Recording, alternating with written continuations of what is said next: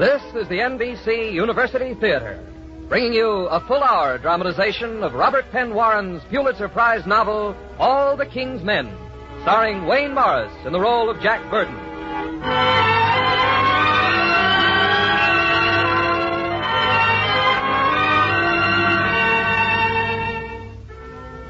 In All the King's Men, Robert Penn Warren has written a novel which many critics feel is one of the finest fictional works of recent years. A book that may well become an American epic. A story of the conflict between the old and the new, and of the men and forces that motivate it. Because of its great power and scope, it is impossible to convey the full story in a single hour. And in presenting this radio play based on the novel, we do so in the sincere hope that it will introduce this outstanding work to many of our listeners and encourage them to an actual reading of the book. Now, All the King's Men by Robert Penn Warren.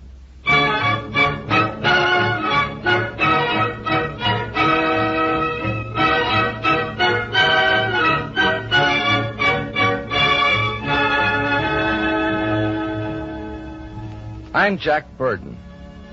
Here along the row where the best people had lived, this was my territory. In one of these houses I had grown up. In one had lived my father's friend, Governor Stanton, and his children, my friends Anne and Adam. Adam, who was now a famous surgeon, and Anne, who had been a big-eyed little girl, and after that a big girl, and then my girl, and was now almost an old maid. And then the house where Judge Irwin lived, who had been like a second father to me. He taught me how to shoot ducks and to love history. And now, after all the years, I was back here at midnight with Willie Stark, Governor Stark, who had nothing to do with the Bay Road and Burden's Landing. I was knocking on Judge Montague Irwin's door. Don't mind if we come in, do you, Judge? Jack is always welcome in my house. Well, fine. Come on in, Jack. Happen to have an evening paper, Judge? I haven't had a chance to see one. I have a paper. It publishes my endorsement of the impeachment proceedings against you, if that's what interests you. Just wanted to hear you say it, Judge. You, sure you took this to the Lord in prayer? I can only act according to my conscience. Yes. You've been in politics a long time, Judge. So's your conscience. I beg your pardon. You've been a judge a long time, too. How'd you like not being a judge anymore? No man has ever been able to intimidate me. Why, Judge, I ain't even gonna try. Jack told me you wouldn't scare. After his long association with your methods, I'm surprised he still remembers there are men who don't scare. Now, look here, Judge Irwin. Take it easy, Jack. Judge is just a little upset. So, you don't like my methods, huh, Judge? I think I've made that clear. And you want him to impeach me. You'd rather see McMurphy's gang running the state. I think they are more responsible men. Sure, responsible to you, like my boys are to me. See, there's no difference, Judge. Have you finished? No, not by a long shot. I'm going to do what I have to do in this state, and nobody's going to stop me. The law? Don't tell me about the law. I'm a lawyer, too, and I know what the law is. The law's like three people in bed on a cold night with one blanket. Somebody's got to get pneumonia. Ain't ever been enough law to go around, Judge. Laws don't get roads built or schools or stop the poor people from being cheated on taxes. Those are things I done. And I'm going to keep on doing them. And surrounding yourself with corruption. That's all you see, ain't it? That scum I got in the legislature. Don't you know they're just something to use? Yeah, sure, you like the things I done. When I get my little Patty's black doing them, you start yelling corruption. You and your whole aristocratic gang, you're all alike. Well, thank you, sir, to get out of this house. Sure we're getting. And you go ahead and try and impeach me. You can chew on your conscience till you choke on it. And I'll keep on running this state.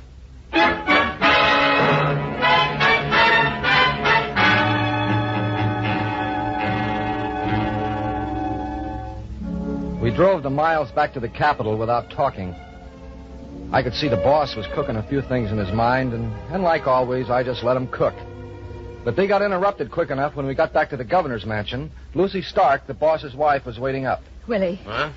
Willie, you've got to do something about Tom. Tom? What about Tom? He was in an automobile accident tonight. Accident? My boy, where is he? He's all right. He's upstairs asleep. A patrol car brought him home. He was drunk, Willie. Well, if he's all right, then what are you... Willie, he's not all right. He won't be unless you make him Listen, stop. if you're going to start that talk about making Tom quit football again, you can drop it. My son's the greatest quarterback in this country. He'll be All-American. You ruined him, Willie. He's arrogant and selfish and spoiled and idle. Oh, Lucy, let him alone. Let him be a man. Let him have fun. Goodness knows I never had any fun, and my son... He thinks the world exists for him. That's what you've taught him. But they've caught up with you, and they'll catch up with him, too, Willie. So, you're against me, too? Oh, Willie, that isn't what I meant. But you... All this dishonesty they're talking about, this impeachment, the things they're saying about you. Oh, Lucy, why can't anybody understand? I do what's got to be done, and I don't care how. But I care, Willie. And I can't stand much more, but I'll tell you that. I'm going up to see if Tom's still resting. Good night. Looks like everybody's trying to run your business for you. No, they don't know a thing about it. They don't know how it is, and you can't tell them. Now, Judge Irwin, listen, you go to work on him tomorrow. You get something on him. On Judge Irwin? Sure. Well, you got something on him already. You've known him all your life. Sure, I've known him all my life. And I can tell you won't find anything on him. No, I won't. You find it. Suppose I don't get it before the impeachment comes up. Oh, forget the impeachment. I can bust it wide open. I just want something on him. Just to know it's there. Now, you find it. And make it stick.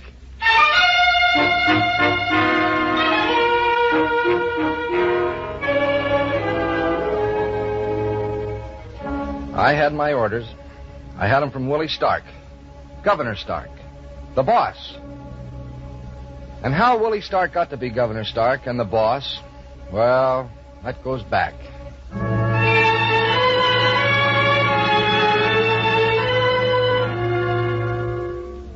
Back in 1922, they were building a schoolhouse in Mason City. There was a hookup between the Board of County Commissioners and a contract with a brickyard that made lousy bricks. He built the schoolhouse. 2 years later, the kids piled out onto the fire escape for a fire drill, and the wall gave way. And the fire escape spilled the kids 3 floors to the ground. Quite a few got killed. But it was some break for the man who'd fought against that crooked contract, the county treasurer, Willie Stark. He had the county in the palm of his hand, and the city politicians kept that in mind.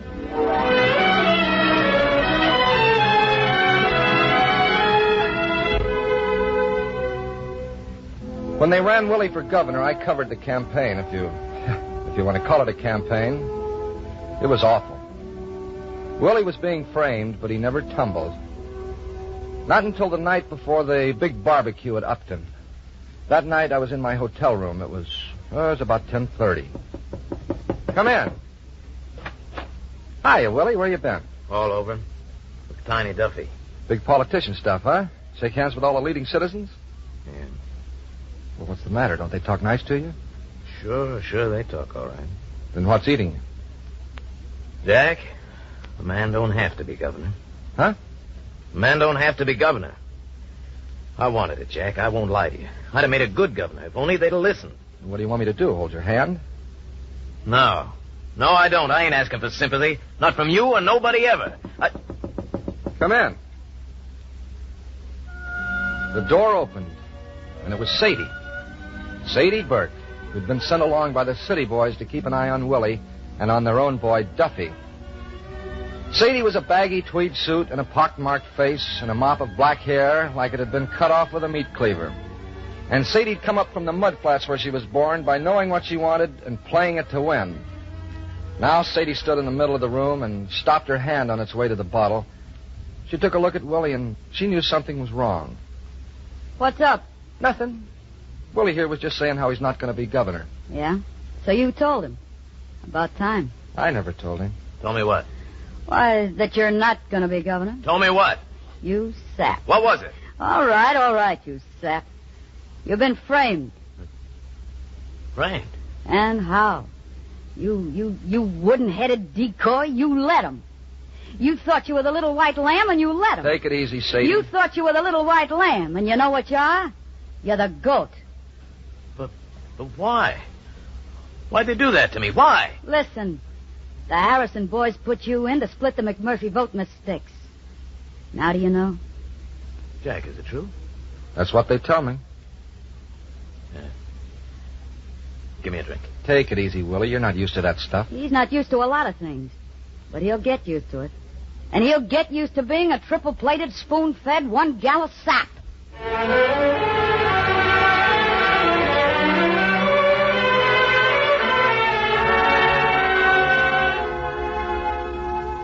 Next afternoon, I poured Willie out to the barbecue. And I propped him up on the platform, and then I got ready to lean back on my spine and pare my fingernails like I always did during one of Willie's speeches. But my fingernails didn't get any attention that day because something had happened to Willie. Folks, I ain't going to make a speech today. I'm going to tell you a story. It's about a hick, about a redneck like you all. A hick who thought he could maybe change things for himself and folks like him. Well, one day the men in the city, they rode up to his pappy's place in a big car and they said how they wanted him to run for governor. And oh, he swelled it. He was a country boy who believed, like any one of you, that the plainest, poorest citizen can be governor if his fellow citizens think he's got the stuff for the job. And oh, brother, how they took him in. They said they wanted him to try. He told him the whole thing. And Sadie Burke listened with her eyes narrowing. And Tiny Duffy tried to stop him and couldn't. And I saw something I was going to see a lot of times, and it was always going to get me the same way. I saw Willie Stark in action. Hair down in his forehead, arms swinging, eyes bulging and glittering like something was cutting loose inside of him. Oh, they fooled. Something was that day. They fooled you 1,000 times like they fooled me. That's what they think we're for, to be fooled. But oh, we're going to fool them instead. And what I learned this day, I'm never going to forget. That what a hick wants, he got to do for himself. So when I come back to run for governor again, I'm coming on my own. And I'm coming for blood.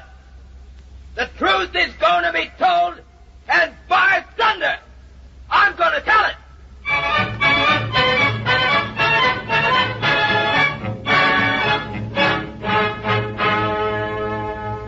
4 years later, there wasn't any campaign. There was a massacre. And the guy with the meat axe was Willie Stark. He went to work and he didn't care what he worked with or who. There was a lot of squawking, but the boss was in the saddle and he was riding.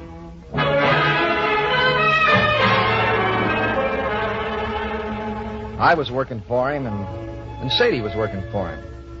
I had a pretty soft job. I can't say about Sadie. She stayed, though, even if she had a lot to put up with. Things like the time when the boss and I made the trip to Chicago. That time there was a blonde ice skater with phony Swedish hair. We weren't back 2 days when Sadie knew about it. First she blew up in the boss's office, and then she came over into mine and blew what she had left over. I'll kill him. I swear it, I'll kill him. You set a high valuation on something. I'll ruin him. I'll drive him out of this state. After all I've done for him. Listen. Don't tell me. I know too much already. Who made him governor? Who put him in the big time? I reckon you mean for me to say that you did. And it's true. And now he goes and two-times me. He wasn't two-timing you. He was two-timing Lucy. Lucy. She'd had her way. He'd be still slopping hogs in Mason City right now, and he knows it. He knows what she'd do for him. You seem to think that Lucy's on her way out. Give him time. He'll ditch her. Why, Take it easy, Sadie. Jack, what was she like? Who? In Chicago. Was she pretty? She was nothing. Forget it. Forget it. Look at my face. Look at it. It was the smallpox. Up there in that shack. My father, he'd come home drunk and start kissing me all over my face. Or else he'd just look at me and start slapping me. And that's the way I'll always be. Sadie. No matter what you do for them, they'll kiss the face. And then they'll kick dirt in it. That's the way it'll always be. Listen, you make out all right. What do you care what he does? What do you know about it? What do you know? Let him go if it's all this grief. Let him go. I'll kill him first. I'll kill him, I swear it.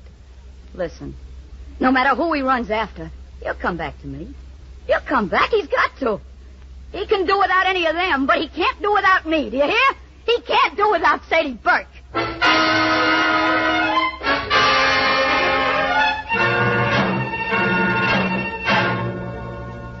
After a few years, the old McMurphy gang got to stirring around again, and this impeachment thing came up. Well, the impeachment proceedings were killed before they ever got to the legislature. But the crowd didn't know that. The wool hats and the Mother Hubbards that swirled around the Capitol that day. Not singing, not yelling, just standing there. They didn't know. I did. And I wished I didn't. I wished I could have been hearing it for the first time when he came out and stood looking very small on the big steps in the flood of light. And after a long time, lifted his hand to quiet the roar. I tell you what I'm going to do. I'm going to build a hospital. The biggest and finest money can buy. For every man and woman. For free. Because it is your right. You hear? It is your right.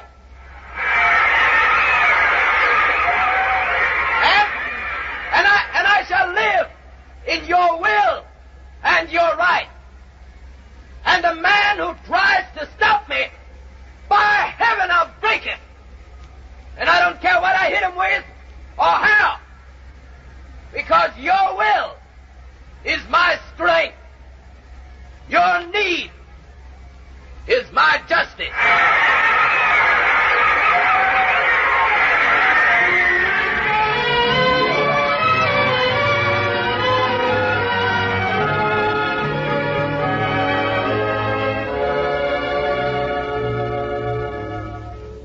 So that was licked. But I still had my orders to get something on Judge Irwin. You know, the easiest thing to think about is money. So I thought about money. Was there ever a time when the judge didn't have enough money to make the judge happy? I went first to the only two people living who knew him as well as I did. I fixed it up for us to have dinner together. Ann Stanton and Adam Stanton and I. And after dinner, I shot the question at them. Ann, was Judge Irwin ever broke? What are you talking about, Jack? Was Judge Irwin ever broke? Think now. You too, Adam. The judge? Why, no, I don't think... Yes, wait a minute. Yes, he was, too. When? Let me see. I was just a kid. I heard them talking. It must have been about 1913 or 1914. Uh-huh. Thank you. Jack, why did you want to know? Oh, I don't want to know. My best pal wants to know. The guy who pays me the first of every month. Oh, you mean Stark. Governor Stark, yes. Listen, Jack. What you do for a living is your business, but that man and his... That man. That's what you all call him. He's done something for this state, and that's more than anybody else ever did, including Judge Irwin. And my father? Your father was a nice guy. He was even a pretty good governor. You better say so. There was nobody like him. Maybe. But the rich still got richer and so forth. He ran this state from the top down, and Willie's running it from the bottom up. Why, he's going to build the biggest free hospital and medical center in the country. Sure. That's his bribe. Now I suppose he wants you to find some scandal on Judge Irwin. He thinks everybody is as dirty as he is. Well, let's forget it. What's the difference if he knows Irwin was broke? 20 years ago, there's no law against it. Well, listen, I've got to be going. Oh, Adam, not yet. It's early. Not for me. I've got 3 operations in the morning. Anyway, I've had my evening's worth of politics. So long, you two. Don't get up. I'll let myself out. Jack, why do you have to spoil everything? You didn't used to be this way. That man has done this to you. Ann, if I was so wonderful before, why didn't you marry me? Leave that out of it. That man... There you go again. That man. Just because he came off a dirt farm instead of a plantation. You're a bunch of snobs. All right. I'm snobbish. I'm so snobbish I had lunch with him last week. You what? I had lunch with him. A cheese sandwich in the cafeteria in the basement of the Capitol. My. Governor Stanton's daughter having lunch with Governor Stark. What will the society editors say? I went to see him about getting state money for the children's hospital. And I'm going to get it, too. Does Adam know? What's the difference? It's just business. Well, business or not, if you don't know his reputation with women, it's time you did. You're not supposed to be running around Running around. Don't be a fool. I'm nearly 35, and I can take care of myself. 35, Jack. Practically senile. And I haven't done anything. Why didn't I do something?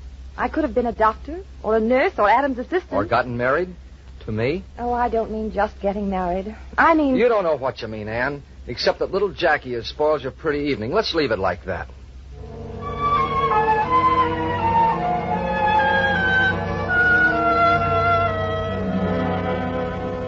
Anyway, I'd found out something I wanted to know. Judge Irwin had once been broke. You know, you go looking for the secret passage in the old house, You tap along the wall inch by inch, and you listen for the hollow sound. Here you are, young man. The records on the Irwin plantation. Thanks. What's a young fellow like you want to poke around the records in a county courthouse for? I'm just learning to read English. I want to practice. 1907, mortgage. Montague Irwin, $42,000. Foreclosure proceedings begun March 1914. May 1914, mortgage paid in full. He paid that mortgage. He paid it while he was running a cotton plantation. You don't clear that kind of money in one season on a cotton plantation. He was also Attorney General under Governor Stanton. You don't get rich there either.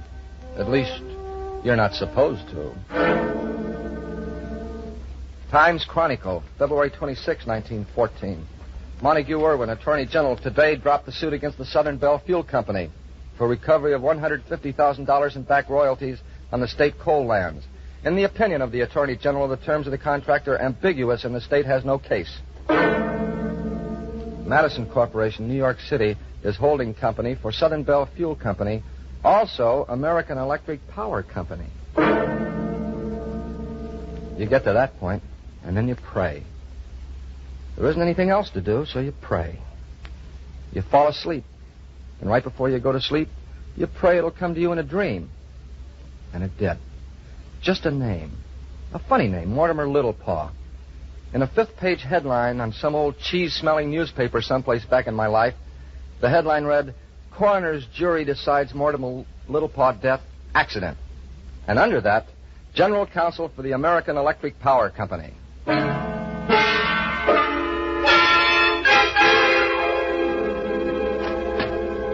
Yes? Miss Littlepaw? Yes. You wish to commune with some departed spirit? That's right. Come in. Sit there while I put out the candles. The spirits will not come where there is light. Oh, that's understandable. Are you ready now? I reckon.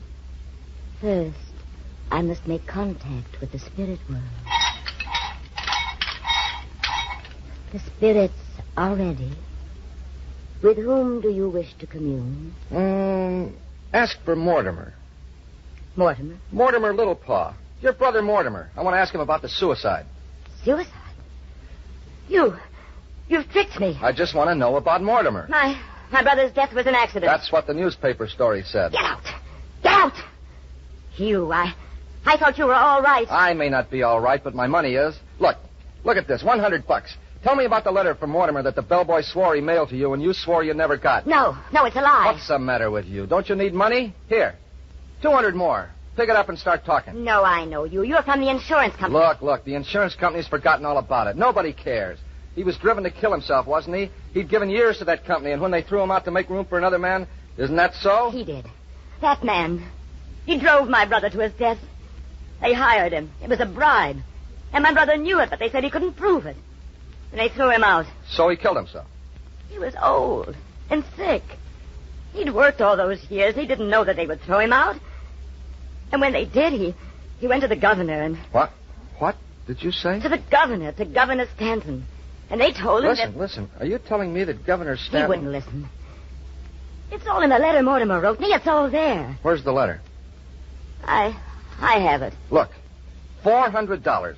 Give me the letter. No. You want to get rid of it. You're that man's friend. He wouldn't think so. Give it to me. When I went to the governor, You went to the governor, too? After my brother was dead, I went. I asked him to punish that man. But he said that man was his friend. But I had no proof. Good Lord. Did you show him the letter? Yes.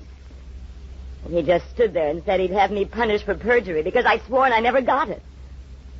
Miss Littlepaw, give me the letter. No, I'm afraid. Don't be afraid. Get it. Nobody will bother you now. I swear it.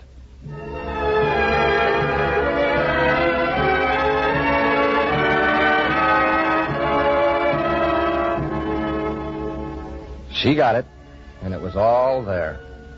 For nothing is ever lost. There's always something, the boss had said. The twitch in the old wound. The slimy bottom in the clear pool. The oily track across the clean snow. There's always the truth And we history students, we love the truth.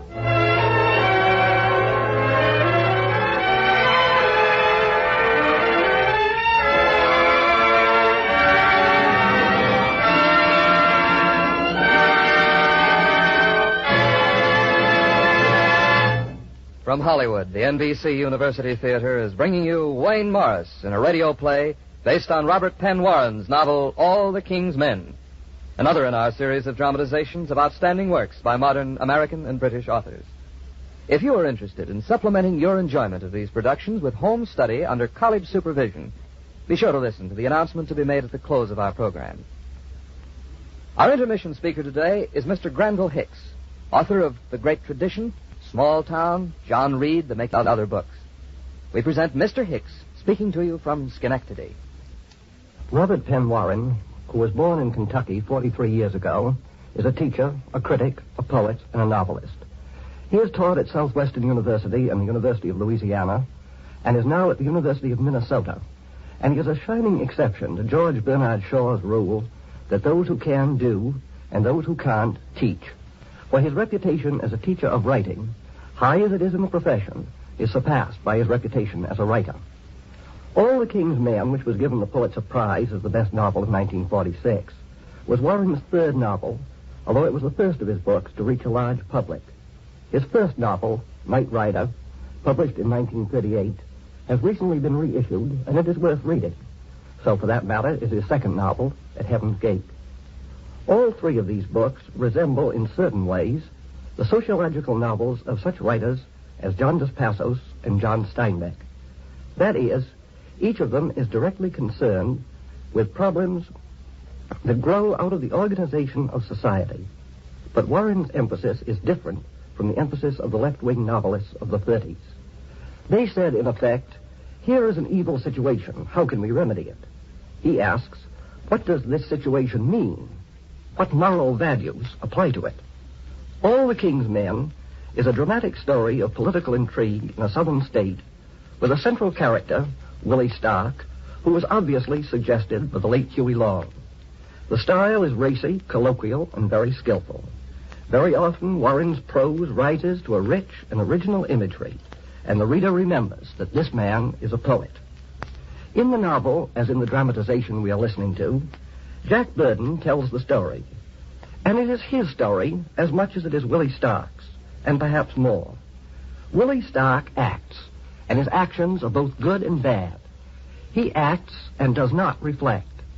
Jack Burton reflects, trying to understand the significance of Willie's life and his own. He begins by believing that life has no meaning. But in the end, he perceives that even if history is blind, man is not. The meaning of life is not discovered. It is created by the effort of man's imagination, intelligence, and will. From the beginning of his career, Robert Penn Warren has known that the philosophical problem, the moral problem, and the social problem cannot be understood separately, and he has had the courage to tackle them all together.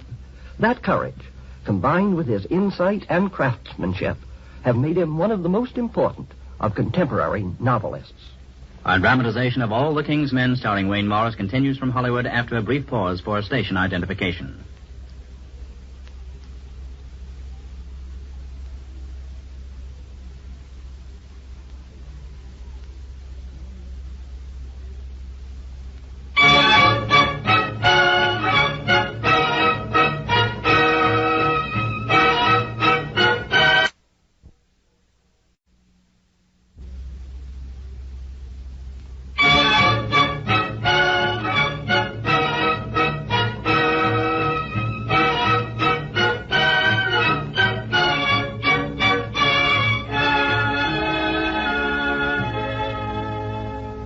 The 7 months I was digging on Irwin, the boss was plenty busy.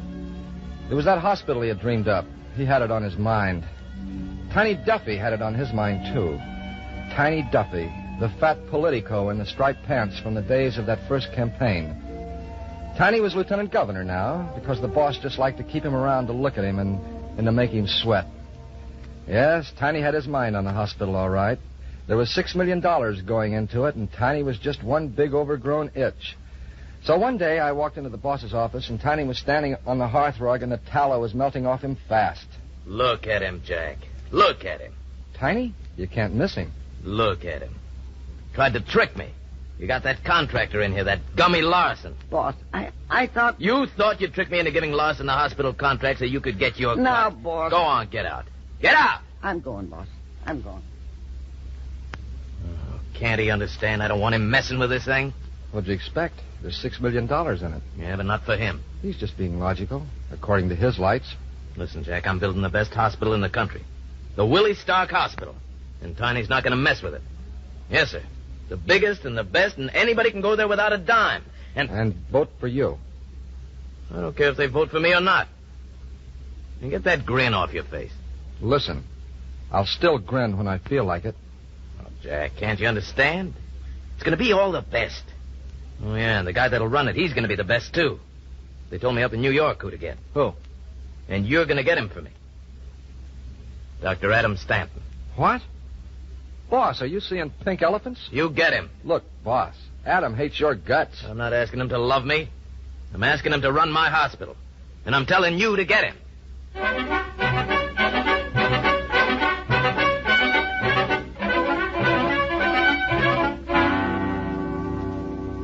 Listen, Adam, I want to tell you something, and don't start yelling till I'm through. Okay, Jack? Governor Stark wants you to be the director of the new hospital. No, thanks. Look, think it over. You can write your own ticket. The boss said... The boss can't buy me. And he can't threaten me either. He's not trying to. Now, take it easy. It's no disgrace. Maybe not. But the answer is still no.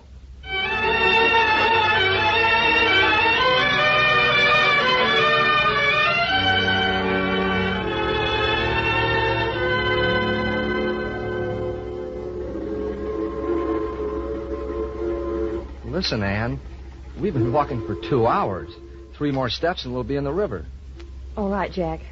Let's stop here. Okay. Now, what do you want to talk about? Adam. What about Adam? Oh, you know perfectly well. You went there and told him Look, that... I just made him a proposition. Jack, you've got to make him take it. He's got to take it. Why? To save himself. There's something driving him. What? Oh, I don't know. I don't know him anymore. I went to talk to him about it, and we had such an awful row. I told him he was being selfish, and he said a man owed it to himself not to touch filth, and... Oh, Jack, why is he this way? Why? Why? Oh, because he's the son of Governor Stanton and the grandson of Judge Stanton.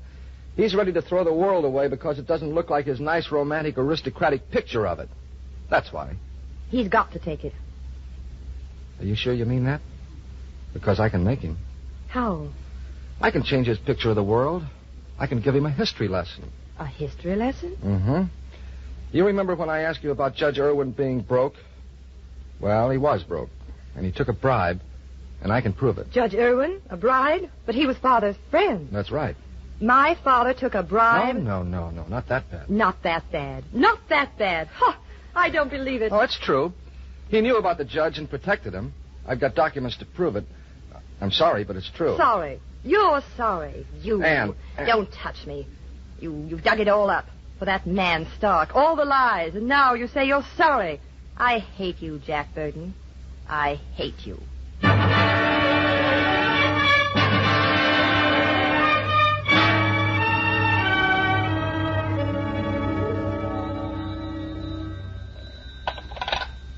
Hello? Jack? Anne, I was hoping you'd call. Jack, those papers you sent me, those photostats, I showed them to Adam. Oh, Jack, it was awful. I know. No, you don't. You can't. He loved Father so much. Yeah. What about the job? He'll do it, Jack. He told me to tell you that you could arrange everything with Governor Stark.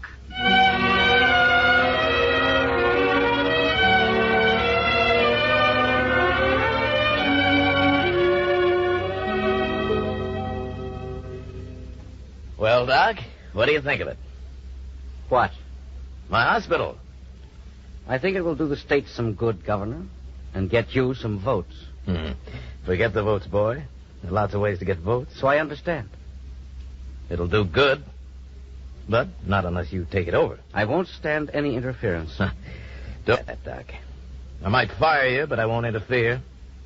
Well, I told you I'd take the job. That's all we have to talk about. Sure, Doc, sure. And don't you worry. I'll keep your little hands clean. Don't you worry about a thing. I can take care of myself. Sure you can, Doc. And it's all your baby. What you say goes. Oh, you're a great guy, Doc. A great guy. And don't you let anybody tell you different.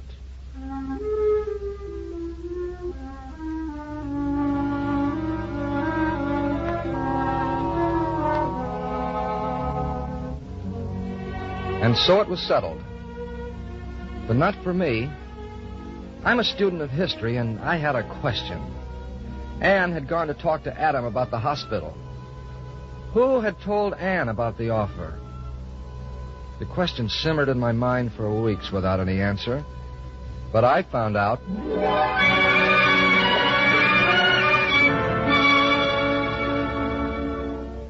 I found out on a day I heard Sadie making a racket in the boss's office. I'd heard her make plenty of those rackets. They'd gotten to be mechanical. They didn't mean anything to her anymore. But this was different. I knew it as soon as she got through with them and came slamming into my office. I knew this was different. This was like the good old days. I'll kill him. I tell you, this time I'll kill him. Take it easy, Sadie. He's done it again. He's two-timing me. Now, Sadie, we've gone into all this before. It's Lucy he's two-timing, not you. Oh, shut up. You and your high-toned friends. My what? Your high-toned friends. You ought to come mixing them in. What are you talking about? I'll show her. I may not be so high-toned, but I made him governor. I'll show her. Sadie, what in the... You know what I'm talking about. Why don't you go in there and knock him down? I thought she was yours. Who? Well, maybe he's fixed you up, too. Like that doctor. Yeah. What's he making you director of? Sadie, you don't know what you're saying. Sadie, you're not saying that she... Yeah, she. That's just what I'm saying. Ann Stanton.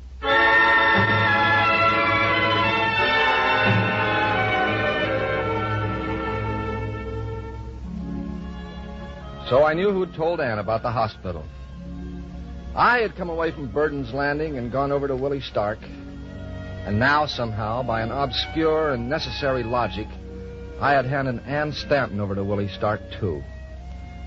Ann, who'd been all my days and all my dreams when I was 21. Ann, who had loved me. Ann Stanton, who belonged to Willie Stark.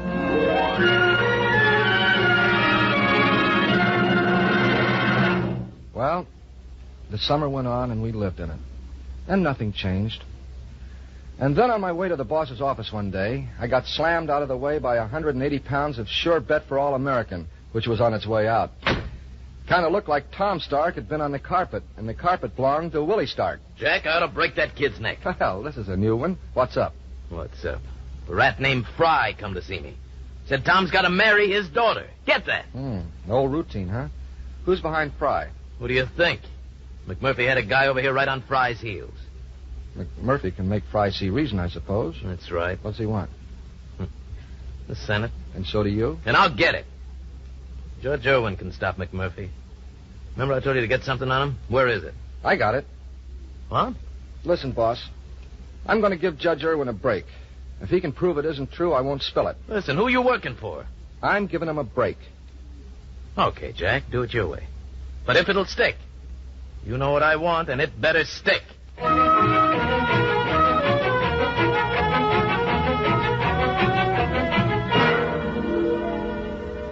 Well, Judge? You through reading? You've done quite a research job here, Jack. Must have taken you quite a while. Yes, it did. It is difficult for me to believe. Me too, Judge. Thanks for that much, Jack. Does Stark know? No, I told him I wouldn't tell him until I'd seen you. You have tender sensibilities for a blackmailer. You're trying to protect the blackmailer. No, Jack, no. I'm not trying to protect McMurphy. Maybe I'm trying to protect myself. Well, you know how to do it, then. Just tell McMurphy to lay off of Tom Stark. No, Jack, no. I'll be back tomorrow, Judge. Look, you think it over and make up your mind. I know my own mind, boy. Made up. I'll be back tomorrow, Judge. Sure, Jack, sure. You come back tomorrow. But my mind is made up.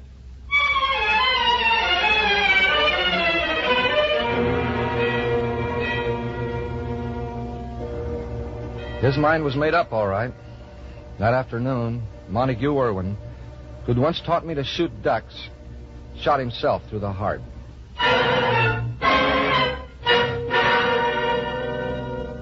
There was only one thing left for the boss to do about McMurphy, and that was to buy Gummy Larson. He did it. Gummy got the hospital contract, but the boss took it hard. You tell him. You tell him he leaves one window latch off, he leaves one sack of cement out of that concrete. If he puts in one extra teaspoonful of sand, I'll rip him open. I'll rip them all open. That hospital, they're putting their dirty hands on it, and it's mine.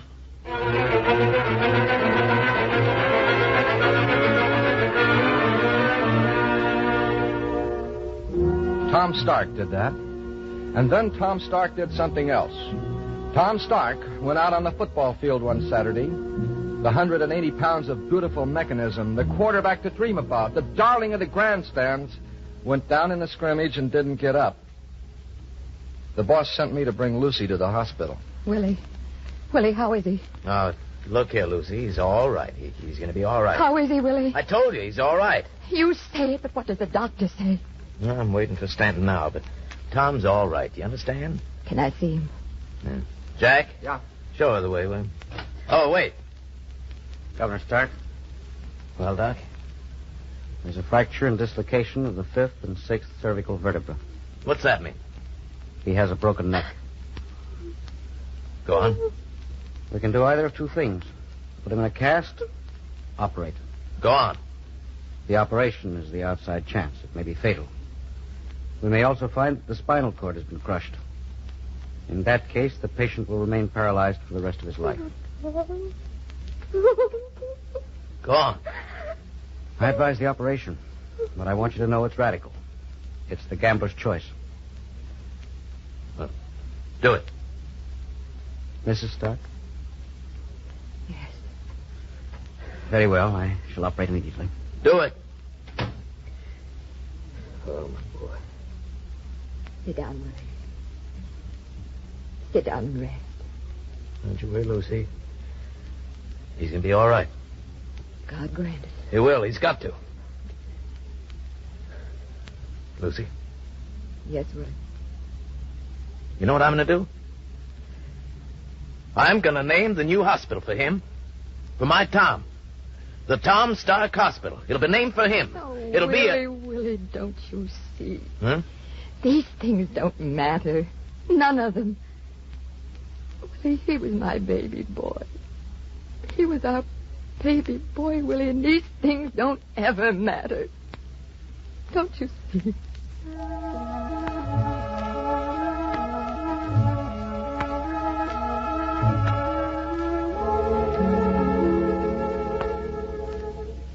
Three hours, Lucy. 3 hours. What are they doing? Jack, why don't you go see what they're doing? Look, boss, why don't you try to lie down? You've been up all night. Lie down. Jack, don't you understand that boy in there? That's my boy. Well, Governor Stark, he will live. Oh, thank God. The spinal cord was crushed. No. I'm sorry, Governor. Tom. Willie. God, Willie, it's time to go.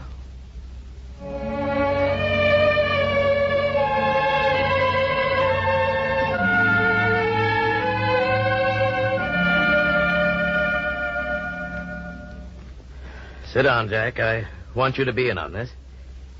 Tiny, Yeah, boss? there won't be any contract with Gummy Larson. Boss, you can't, boss. Yes, I can. You tell Larson. Go on, tell him. Tell him now. Go on, get out. Boss. Get out. Shut the door, Jack. Sure. Well?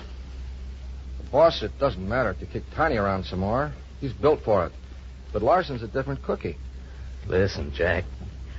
Don't you understand, boy? You gotta start someplace.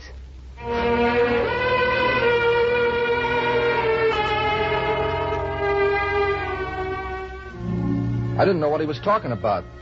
And he got up and he went to Sadie's office, and I could hear them having words, but I couldn't catch any of them. So I went about my business, and it was late afternoon before I got back to my office and got the message to come to Ann Stanton's apartment right away. Jack, you've got to find him. You've got to, Jack. Find who? Tell him how it was. Tell him it wasn't what they said. Tell him it wasn't because of me. Who said what? Find him, Jack. Find him. You've got to. You. Come out of it now. Stop jabbering. Now tell me. Adam.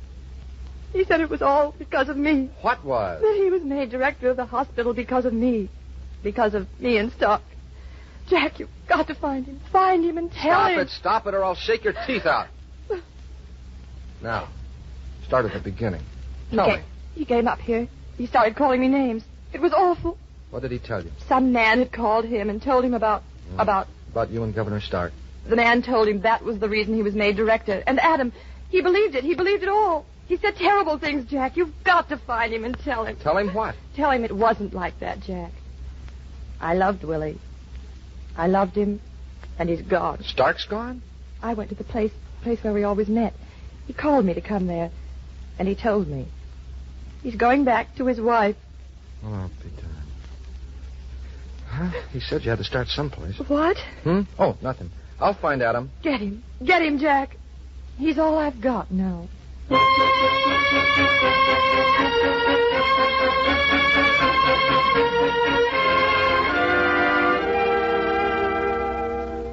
I went looking for Adam, but I didn't find him. Around 9 at night, I got a message from the boss to come over to the Capitol.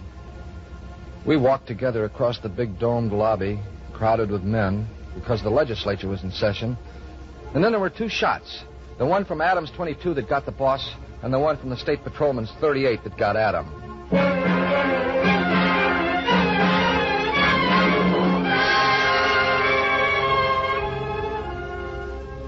They buried the boss in a crowd that it took the police 2 hours to clear away afterward. And they buried Adam with just me and Ann and a few snoopers who came around. Then for weeks I stayed at the landing to be near Ann. Then I couldn't stay there anymore. I was the history student, and there was something I wanted to know.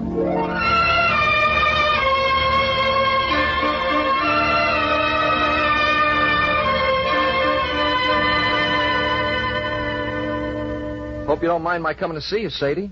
Why should I mind? How you getting on? All right. Why shouldn't I be? What do you want? Oh, I came to ask you a question. Sadie, Adam Stanton killed the boss, but he didn't get that idea himself. Somebody primed him. Sadie, somebody called Adam up that afternoon and gave him the whole works. Do you have any idea who it was? I don't need any idea. I know. Who? Duffy. How do you know? You. Why do you always have to mess in things? How do you know? Why can't you leave me alone? How do you know? Because I told him to. You Stop killed him. looking at me like that. All right, I killed him. He was throwing me over for that Lucy, and after what I did for him. You killed Adam Stanton. Adam Stanton? I killed Willie. I killed him. Yes. Well, I guess I found out what I came for. We'll fix Duffy. It won't stick in a court. There's other ways. It'll drag her into it, you know. That Ann Stanton. She'll do it. I want to get Duffy. Suits me. The world's full of Duffys. I've been knowing them all my life. I'm just thinking about one. Jack. Yeah. Let it drop. What?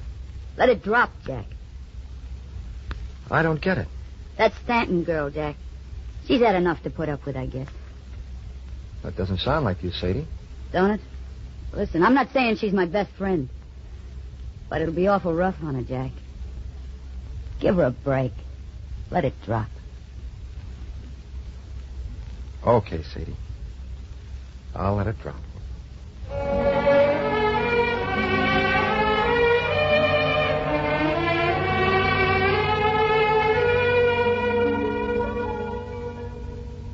It was nice of you to come out, Jack. It's been a long time, Lucy. Thought I'd see how you was getting along. I've been well, Jack. And you? Oh, fine. I'm getting married to Ann Stanton. Oh. I'm glad. I hope you'll be happy. Thanks. You knew Tom was dead. Yes, I knew that. Pneumonia. He died very quickly. I'm resigned now, Jack. And God has given me something so I can live. Would you like to see him? Him? Who? I'll show you. Come on, this way. What the... What? It's Tom's baby. It's my grandchild. You remember, Jack, that poor girl? Yeah, boy, do I. I went to see her, and I persuaded her to let me adopt him. A legal adoption? Oh, yeah. I gave her what I could. It wasn't much. Willie always spent everything he made. But I gave her $6,000. Well, that was nice for her. Here. Don't you want to hold him? Yeah, sure. What's his name? Well, at first, I thought I'd name him for Tom. And then it came to me. I'd name him for Willie. His name is Willie Stark. Willie Stark. You know, Jack, I named him for Willie because Willie was a great man. He made mistakes, Jack. Maybe he did do bad things like they say. But inside, he was a great man. A great man. You see, Jack, I just have to believe that.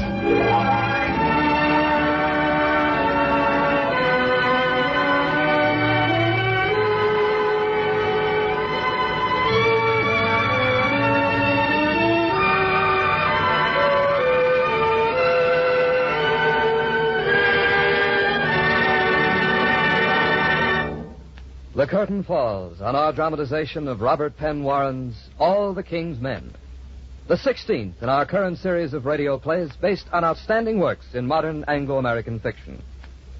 You may learn more about these authors and their works by enrolling in the college-supervised courses being offered in connection with the NBC University of the Air. This week, we're happy to announce that the University of Tulsa at Tulsa, Oklahoma, has completed its plans for offering such a course, thus joining the University of Louisville and Washington State College, whose established home study plans are already serving listeners in other areas of the nation. For information, then, on how you may enhance your knowledge through these courses, write to the NBC University of the Air, in care of the University of Louisville, Kentucky, Washington State College, Pullman, Washington, or the University of Tulsa, Tulsa, Oklahoma.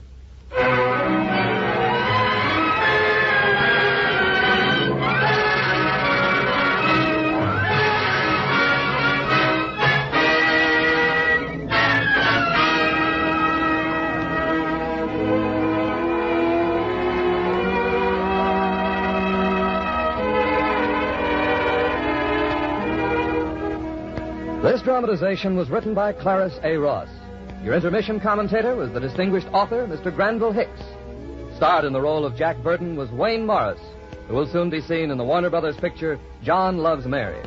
Our cast included Paul Frees as Willie, Paul McVeigh as the judge, Lois Corbett as Lucy, Sylvia Sims as Sadie, Jacqueline DeWitt as Anne, Louis Van Ruten as Adam, Ann Stone as Lily, and Jim Nusser as Tiny. Your announcer, Don Stanley. Director of the NBC University Theater is Andrew C. Love. Original music for All the King's Men was composed and conducted by Albert Harris. Next week at this time, listen for the NBC University Theater's presentation of The Ministry of Fear by Graham Greene, starring Alan Mowbray.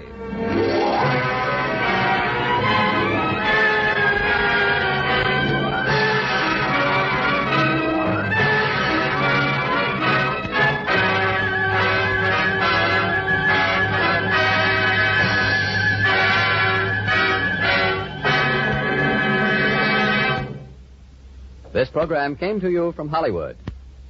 Yes, indeed, it is a wonderful Sunday on NBC. Listen first for the adventures of Ozzie and Harriet.